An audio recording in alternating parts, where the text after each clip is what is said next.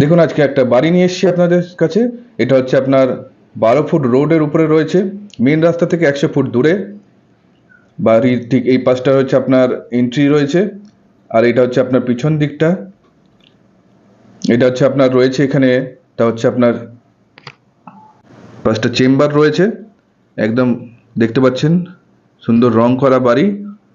প্রায় 3 তলা বাড়ি রয়েছে, 4টে বেডরুম রয়েছে।